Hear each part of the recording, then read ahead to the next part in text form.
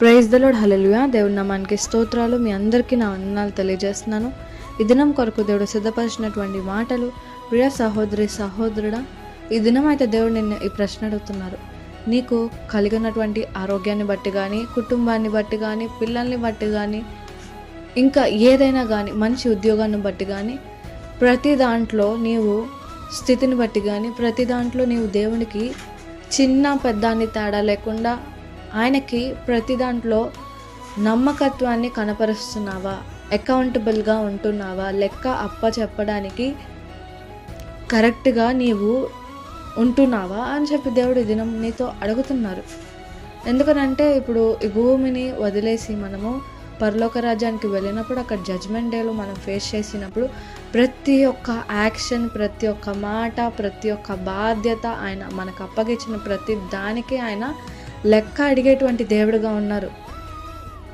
ఈ దినం నువ్వు ఎట్లా ఉన్నావంటే, నీకు కలిగిన వాటిని బట్టి నీవు వాటికి ఎలాగ లెక్క దేవుడు అడిగినప్పుడు ఎలాగ చెప్పాలి, ఎట్లాగా వాటిని డబల్ చేయాలి, దేవుడు ఇచ్చిన తలాంతుల్ని ఇంకా ఎట్లాగా ఆయనకి 100% ఆయనకి నామానికి మహిమ వచ్చేలాగా ఎట్లా వాడాలని చెప్పి నువ్వు ఆలోచించకుండా, ఇతరులు నీకంటే ఎక్కువ మంచిగా తలాంతులు కలిగి ఉన్నటువంటి వ్యక్తులను చూసి దేవుడు వారిని ఆశీర్వదించిన దాన్ని బట్టి, వారి ఉన్న స్థితిని బట్టి నువ్వు కంపేర్ చేసుకుంటూ, నేనెందుకు ఇలా ఉన్నాను, వారిలాగా నేను ఎందుకు ఉండలేదు అని చెప్పి దినం నువ్వు కంపేర్ చేసుకుంటూ ఉన్నావు అని చెప్పి దేవుడి దినం మాట్లాడుతున్నారు.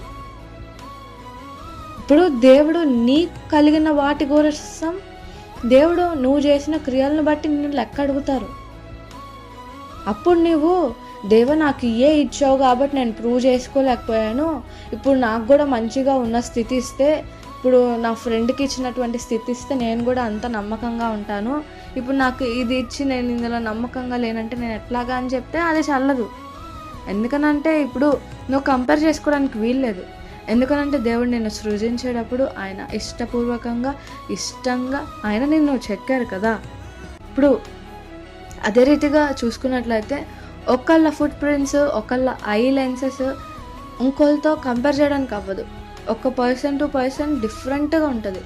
అదే రీతిగా పర్సన్సే వాళ్ళ యొక్క ఫుట్ ప్రింట్స్, చేతి ఫింగర్ ప్రింట్స్ ఇంత డిఫరెంట్గా ఉన్నప్పుడు మీ పట్ల మీకు ఇచ్చినటువంటి బాధ్యతలు కానీ, మీకు ఇచ్చినటువంటి ఏదైనా కానీ అది పర్సన్ టు పర్సన్ డిఫరెంట్గానే ఉంటుంది కదా. ఎవరికి ఇచ్చిన దాన్ని బట్టి వారు లెక్క అప్పచెప్పేటువంటి వ్యక్తులుగా ఉంటారు. ఫస్ట్ ఆఫ్ ఆల్ నీకు ఇచ్చినటువంటి వాటిలో నువ్వు నమ్మకంగా లేకుండా దీనికంటే పై స్థాయి గురించి నువ్వు ఆలోచించడానికి నీకు అది కరెక్ట్ కాదని చెప్పి దేవుడు తెలియజేస్తున్నారు. ఫస్ట్ ఆఫ్ ఆల్ నీకు ఇచ్చినటువంటి స్థితి కానీ, నీకు ఇచ్చినటువంటి బాధ్యత అది చాలా 0.5% చాలా చిన్నదై ఉండొచ్చు. నువ్వు ఇందులో కరెక్ట్గా లేకుండా, చిన్న పెద్దాన్ని తేడా లేకుండా ప్రతి దాంట్లో నువ్వు నమ్మకత్వాన్ని కనపరుస్తున్నావా లేదా అని చెప్పి దేవుడు చూస్తారు. కానీ నీకు పెద్ద బాధ్యత ఇచ్చాను కాబట్టి, ఇది పెద్ద బాధ్యత కాబట్టి కరెక్ట్గా చేయాలి, దీన్ని జాగ్రత్తగా చేయాలి, చిన్నదంటే లైట్ తీసుకున్నా పర్లేదు, ఏది చేసినా సెట్ అయిపోయిందంటే అది కాదు. ఇప్పుడు తలాంతులు, ఇప్పుడు మత్తయి సువార్త 25వ అధ్యాయం 14 నుండి 30 వచనాలు మనం అక్కడ ఒకసారి మీరు చదువుకున్నట్లయితే, అక్కడ దేవుడు ఏం మాట్లాడతారంటే, ఒక్కొక్కరికి కొన్ని తలాంతులు ఇస్తారు. ఒకరికి 5, ఒకరికి 4, ఒకటి అలాగా ఇచ్చినప్పుడు 5 ఇచ్చిన వాళ్ళు 10 చేస్తారు తలాంతులు, 4 ఇచ్చిన వాళ్ళు 8 చేస్తారు, 2 ఇచ్చిన వాళ్ళు 4 చేస్తారు, 1 ఇచ్చినోడు ఏం చేస్తాడు, అది తీసుకెళ్ళి దాచి పెడతాడు. ఎందుకని అంటే దేవుడు వచ్చి అడుగుతారు. ఇప్పుడు ఫస్ట్ 5 తలాంతులు ఇచ్చిన వాళ్ళు 10 చేసేకొరికి గుడ్ బాయ్ అని చెప్పి దేవుడు అభినందించారు. మిగిలిన వాళ్ళని కూడా అట్లానే అప్రిషియేట్ చేస్తూ వచ్చారు. చివర వచ్చే పాటికి నేను ఇచ్చిన దాన్ని నీవు దాన్ని డబల్ చేయకుండా, దానికి నమ్మకంగా లేకుండా నేను ఇచ్చిన దాన్ని నువ్వు దాచిపెట్టావు కదా అని చెప్పి దేవుడు ఆయన కోపాగ్నిని చూపించి అతన్ని నరకంలో వేసినట్టు మనం చూస్తాం. అదే రీతిగా ఇక్కడ మనము ఈ యొక్క స్టోరీ ద్వారా మనం ఏం చూసుకుందామంటే, ఒకరితో ఒకరు కంపారిజన్ లేదు. ఒకరికి 5 ఇచ్చారు, నాకు 5 ఇవ్వలేదుగా అందుకే నాకు నమ్మకంగా ఉండలేదని లేదు. నీకు ఒకటిచ్చినా, రెండిచ్చినా, హాఫ్ ఇచ్చినా ప్రతి దాంట్లో నీవు నమ్మకంగా ఉండాలని చెప్పి దేవుడు దీన్ని మాట్లాడుతున్నాడు. ఇప్పుడు పరలోక రాజ్యంలో మనం నమ్మకమైనటువంటి పిల్లలుగా మార్చబడాలంటే ఫస్ట్ ఆఫ్ ఆల్ ఈ భూమి మీద మనం నమ్మకమైనటువంటి బిడ్డలుగా మారాలి. ఇక్కడ నమ్మకత్వాన్ని మనం కనపరిచినప్పుడు ఆ రాజ్యానికి చేర్చడానికి మనం అర్హత పొందుకున్నటువంటి వ్యక్తులుగా ఉంటాము. ఇక్కడ మనం అర్హత పొందుకోకుండా నేను ఇక్కడ నమ్మకంగా నేను ఎట్లా ఉన్నా పర్లేదు, పరలోక రాజ్యం ఫస్ట్ ప్రియారిటీ అని చెప్పి అక్కడికి వెళ్ళడానికి ఎక్కువ ఆలోచనలు చేస్తా అలా ఉండద్దు. కానీ దేవుని రాజ్యాన్ని ఇప్పుడు భూమిని సృజించింది ఇప్పుడు సొలొమోను అని చెప్పాడు కదా అని చెప్పి మొత్తం వ్యర్థము అని చెప్పి ఆయన చెప్పిన కాంటెక్స్ట్ వేరు.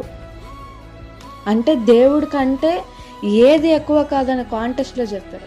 కానీ చాలామంది ఎట్లాగంటే వాళ్ళు చేసుకునేటువంటి క్రియలకి వారికి వచ్చే రిజల్ట్ బట్టి వారు ఈ యొక్క వరల్డ్ని హేట్ చేసేలా ఉన్నారు. కానీ ఇక్కడ మనకు కలిగిన దాన్ని బట్టి ఇతరులకి ఇప్పుడు కలిగిన దాంట్లో నమ్మకంగా ఉంటూ, కలిగిన దాంట్లోనే ఇతరులకి హెల్ప్ చేస్తూ, వారిని ఆదుకుంటూ, దేవునికి ప్లీజింగ్ అయినటువంటి క్రియలు మనం చేస్తూ, మన యొక్క ఆరోగ్యాన్ని ద్వారా, శరీరం ద్వారా, ఆలోచనల ద్వారా, చేసే క్రియలు, చూపుల ద్వారా, ప్రతి దాని ద్వారా దేవుణ్ణి మహిమ తెచ్చేటువంటి క్రియలు మనం చేసేటువంటి వ్యక్తిగా ఉండాలి.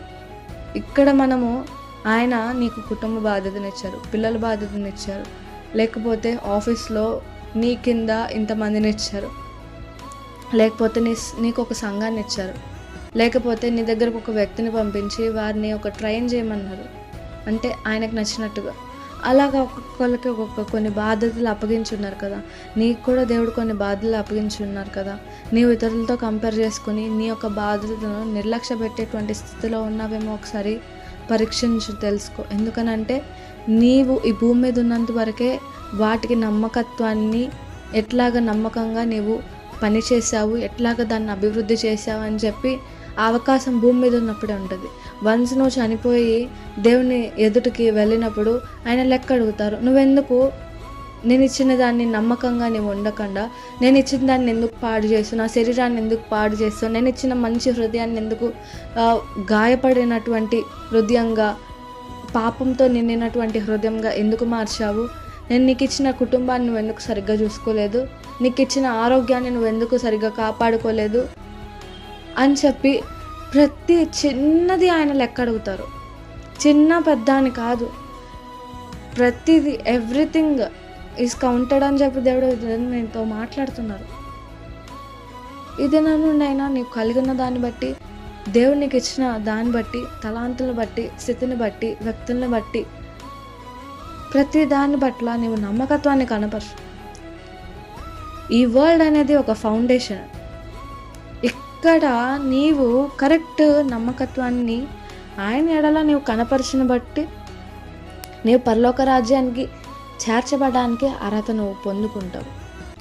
ఏదర్ నువ్వు ఇక్కడ నమ్మకంగా లేకుండా నీకు ఒకళ్ళు ఒక 50,000 ఇచ్చినప్పుడు నువ్వు అందులో ఒక 20,000 నొక్కేసి వాళ్ళకి 30,000 ఇచ్చి 20,000 పోయినాయి అని చెప్పి, లేకపోతే ఒక 10 రూపాయలు ఇచ్చారు, 10 రూపాయల్లో నీవు నీ దగ్గర ఉంచు, దాచిపెట్టు, లేకపోతే దాన్ని డబల్ చేయని ఇచ్చినప్పుడు వాళ్ళు మళ్ళీ వచ్చి అడిగినప్పుడు నువ్వు ఆ 10 రూపాయలు మళ్ళీ వారికి ఇవ్వడం, డబల్ చేసి డబ్బులు వాళ్ళకి ఇచ్చేసి నీవు కొంత సంపాదించుకోవడం.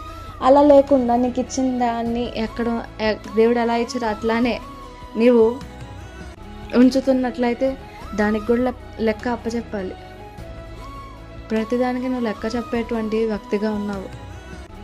దేవుడు నీకు ఇచ్చినటువంటి ఆరోగ్యము, మంచి దృష్టి, ఇంకా మంచి ఆలోచన విధానము, తలాంతులు, క్రియలు, జ్ఞానము, మంచి మనస్సు, సహాయం చేసే గుణము, ప్రతి దాంట్లో నువ్వు లెక్క అప్పచెప్పాలి. ఇతరులతో కంపేర్ చేసుకోవడం మానేసి. ఇతరులతో కంపేర్ చేసుకోవడం వల్ల నీ టైం వేస్ట్ నీకు అవుతుంది. టైం వేస్ట్ అయ్యి నీకు ఇచ్చిన వాటిలో నీవు నమ్మకత్వాన్ని కనపరచకుండా ఫెయిల్ అవ్వడానికి అవకాశం ఉంది. ఫెయిల్ అవ్వకూడదని చెప్పి దేవుడు ఈ దినం నిన్ను హెచ్చరిస్తున్నాడు. నీకు కలిగిన దాంట్లో నమ్మకంగా ఉండు.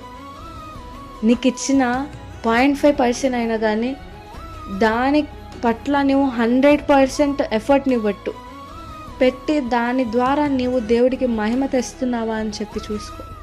నువ్వు చేసే ఆలోచన, నువ్వు చేసే క్రియ, దాని వెనకాల ఉన్న నీ ఉద్దేశము, అది మంచి ఉద్దేశమా చెడ్డ ఉద్దేశమా, చేసేటువంటి ప్రతి ఒక్క క్రియకి నువ్వు సమాధానం చెప్పాలి. ప్రతి ఆలోచనకి, ప్రతి ఉద్దేశం, ఏ ఉద్దేశంతో చేస్తున్నావు అని ప్రతి ఒక్క ఉద్దేశానికి నువ్వు ఒక సమాధానం చెప్పాలి దేవుడికి. జాగ్రత్త కలిగి జీవించు, భయం కలిగి జీవించు. ఎందుకనంటే ఒకనొక దినము ఇప్పుడు వరకు గ్రేస్ పీరియడ్లో ఉన్నాం కదా, మనం ఏం చేసినా, ఏం టెన్షన్తో చేసినా అంత సాగిపోద్దని అనుకోమాక. ఒకనొక దినం అన్నీ కలిపి దేవుడు ఒక స్క్రీన్ మీద వేసి చూపించినట్టు నువ్వు చేసిన తప్పులు, చీకట్లో చేసినవి, ఇప్పుడు ఇతరులకి తెలియకుండా ఒక వ్యక్తి లేనప్పుడు వారి గురించి మాట్లాడుకోవడం, వారి గురించి బ్యాడ్గా పొట్రే చేయడం, అట్లాగా ఏది చేసినా కానీ ప్రతిదానికి నువ్వు లెక్క అప్పచెప్పాలి. చీకటిలో మాట్లాడింది వెలుగులో అది అందరికీ కనిపిస్తుంది అని చెప్పి దేవుడు మాట్లాడుతున్నారు. చెవిలో చెప్పింది సొంత విధుల్లో వినిపిస్తుంది అని చెప్పి దేవుడు మాట్లాడుతున్నారు. జాగ్రత్త కలిగి జీవిద్దాం. ఏదైనా నుండైనా కానీ మనం చేసేది చిన్నదేగా, చిన్న అబద్ధమేగా, చిన్న చూపేగా, చిన్న ఫీలింగే కదా అని చెప్పి నువ్వు లైట్ తీసుకుంటున్నావేమో.